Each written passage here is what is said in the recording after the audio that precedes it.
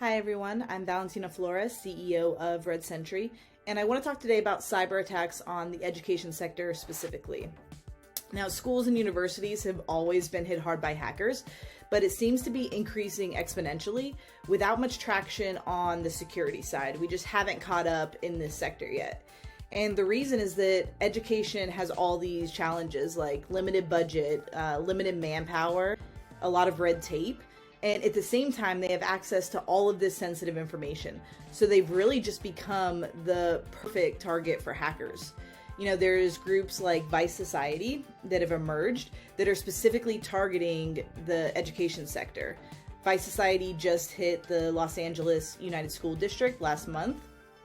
And, you know, the Los Angeles United School District is the second largest school district in the country. They have over 1,000 schools. So this wasn't, you know, a minor attack. And they ended up releasing over 500 gigabytes of data, which is a ton of data.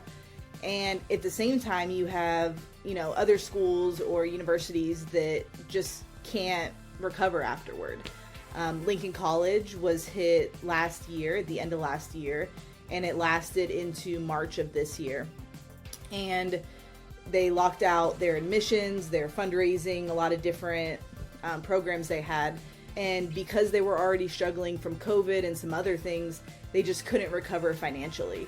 So in that attack, no data was ever leaked, but because they were blocked out of their systems, they weren't able to recover, and they ended up closing in May after being open for over 100 years. So, you know, these attacks are not minor. They can be devastating to these schools. Now, a few things need to happen to fix this problem. On one side, the schools need to make it a priority, and not just the schools, but you know, the districts and the leaders in the community, the politicians.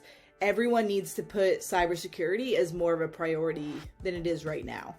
Now, this comes on the defensive side as far as, you know, setting up a strong cyber defense, but then also, you know, having offensive solutions in place like CVE scanning, penetration testing, whatever that solution is. And then at the same time, you know, vendors like Red Sentry, we need to make sure that we're creating affordable and accessible options, you know, for schools and universities and districts, and not just solutions that benefit these huge enterprises. So, you know, it takes both sides to kind of work together to make that a reality and make it accessible and, you know, a real option for schools if we're going to catch up and fix this problem. Thank you.